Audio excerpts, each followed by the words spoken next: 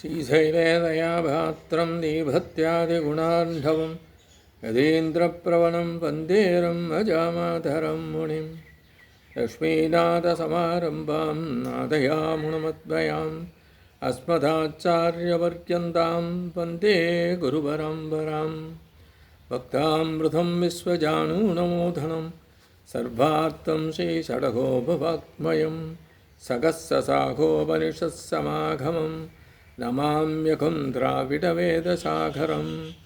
திருவழுதினாடென்றும் தென்குருகூர் என்றும் மறுவினியவன் பொருணல் என்றும் அருமறைகள் அந்தாதி செய்தான் நடிகினையே எப்பொழுதும் சிந்தியாய் நெஞ்சே தெளிந்து ஏத்தவருங்கேத்தி ராமானுஜமுனிதன் வாய்த்த மலர்பாதம் வணங்குகின்றேன். ஆய்த்த பெரும் சீரார் சடகோபன் செந்தமிழ் வேதம் தரிக்கும் பெறாத உள்ளம் பெற. எம்பெருமான் திருவருளாலே ஆச்சாரியன் அனுக்கிரகத்தாலே கடந்த பல தினங்களாக நம்மாழ்வார் அருளிச் செய்த திருவாய்மொழியை அனுபவித்து வருகிறோம். இன்றைய தினம் நாம் காண இருப்பது 2ஆம் பத்தில் 3ஆம் பதிகத்தில் 5ஆம் பாசுரம்.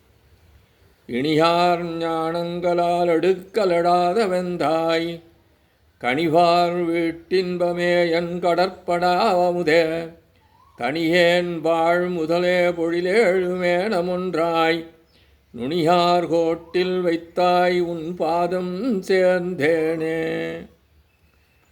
ஆழ்வார் இந்த பாசுரத்தின் மூலம் எம்பெருமானை தான் அனுபவித்த விதத்தை, அவனுடைய அவதாரங்களிலே ஒரு அவதாரத்தை தான் அனுபவித்ததை இங்கே நமக்கு அருளிச் செய்துள்ளார். இப்பொழுது இந்த திருவாய்மொழியினை விளக்கத்தை நாம் அனுபவிப்போம். எத்தனை ஞானங்கள் உள்ளவர்களாக இருந்தாலும் அவர்களுடைய ஞானம் மூலம் உணர்ந்து கொள்ள இயலாத எனது சுவாமி என்று விழிக்கின்றார். உன்னிடம் பிரியமாக உள்ளவர்களுக்கு மோட்ச ஆனந்தம் என்பது ஒரு ரூபம் எடுத்து வந்தது என்று கூறலாம்படி உள்ளவனே, கடலில் தோன்றாமல் நேரடியாக எனக்கு கிட்டிய எனது அமிர்தமே. தேவாசுரர்கள் மந்தாரமலையை ஒரு மத்தாக வைத்து திருப்பார்கடலை கடைந்த பொழுது அமிர்தம் தோன்றியதே, அந்த அமிர்தம் போன்று கடலிலே தோன்றாமல் நேரடியாக தனக்கு கிட்டிய அமிர்தம் என்று எம்பெருமானை ஆழ்வார் இந்த பாசுரத்திலே நமக்கு அருளிச் செய்துள்ளார். சம்சாரத்திலே மூழ்காமல் தனித்து உள்ளவனாகிய என்னுடைய உனது அனுபவ ரூபமான வாழ்வு என்பதற்கு முதல் காரணமாக உள்ளவனே, என்னை இந்த சம்சாரம் என்ற கடலிலிருந்து எடுப்பதை மறைமுகமாக உணர்த்தும் விதத்திலே 7 உலகங்களையும் ஒப்பற்ற வராக வடிவம் எடுத்து உனது கோரைப்பல்லிலே எடுத்து கடலிலிருந்து வெளிக்கொணர்ந்து வந்தவனே, நீயே எனக்கு அனைத்தும் என்று ஆன பின்னர் உன்னுடைய திருவடிகளை நான் அடைந்து நின்றேன் என்கின்றார். 2ஆம் பாசுரத்திலே சர்வேஸ்வரன் தனக்கு ஞானத்தை அளித்த விதத்தை அருளிச் செய்தார். அதற்கு கைமாறு செய்ய வேண்டுமென்றோ, அதற்கு கைமாறு செய்யும் விதத்திலே தனது ஆத்ம சமர்ப்பணத்தை 4ஆம் பாசுரத்திலே அருளிச் செய்தார். இவ்வாறு அவர் ஆத்ம சமர்ப்பணம் என்று கூறினாரே சென்ற பாசுரத்திலே, அது கேட்ட சர்வேஸ்வரன், உனக்கு நாம் அளித்த இவை போதுமானதோ, நம்மை நீ அடைய வேண்டாமோ என்று கேட்பதாக இந்த பாசுரத்தை உரைக்கிறார். சர்வேஸ்வரன் இவரிடம், உமக்கு நாம் அளித்த ஞானம் மட்டுமே போதுமானதோ, நம்மை அடைய நீவிர் முயலவில்லையே என்றானாம்.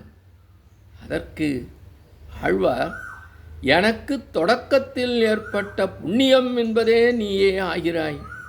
என்னை நீ சம்சாரத்திலிருந்து வேறுபடுத்திய போதே நான் உன்னை அடைந்து விட்டேன் அல்லவோ என்கின்றார்.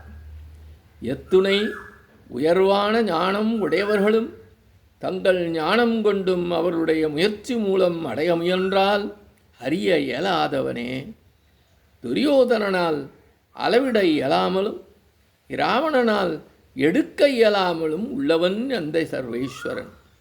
சர்வேஸ்வரனாகிய உன்னை எண்ணும்போது இனிமையாக உள்ளவருடைய இருப்பிடம் நீயே தேடி வந்து அவர்களுக்கு ஆனந்தம் ஏற்படுத்துபவனே என்கின்றார். தன்னை அண்டாமல் சத்துருக்களுக்காக உள்ள ராவணன் முதலோன், தன்னை எப்பொழுதும் அண்டி நிற்கும் யசோதை முதலானோர் என்ற இரண்டு நிலைகளிலும் அண்டாமல் உள்ளவர்கள் சத்துருக்கள், அண்டி உள்ளவர்கள் யசோதை போன்றோர் என்ற இரண்டு நிலைகளும் உள்ளவர்களின் கூட்டத்திலே நான் இல்லையே. அப்படி இரண்டு கூட்டத்திலும் இல்லாத எனக்கு எனது முயற்சி சிறிதும் இல்லாமல் கிட்டிய அமிர்தம் போன்றவனே என்கின்றார். அசோகவனத்திலே ராட்சசிகளுடைய மத்தியிலே சீதை தனித்திருந்தது போல சம்சாரத்தில் தனித்திருந்த எனக்கு உதவியவனே, வராக அவதாரம் எடுத்து 7 உலகங்களையும் விட்டவனே, அதுபோன்று சம்சார சாகரத்திலிருந்து என்னை மீட்டபோதே நான் உன் திருவடிகளை அடைந்தேன் அல்லவோ என்கின்றார் இந்த பாசுரத்தில் என்பதாக இந்த பாசுர விளக்கம் அமைகின்றது. இத்தோடு இன்றைய காண நிறைவு செய்கின்றோம். எம்பெருமான் திருவடிகளே சரணம். நம்மாழ்வார் திருவடிகளே சரணம். எம்பார் திருவடிகளே சரணம்.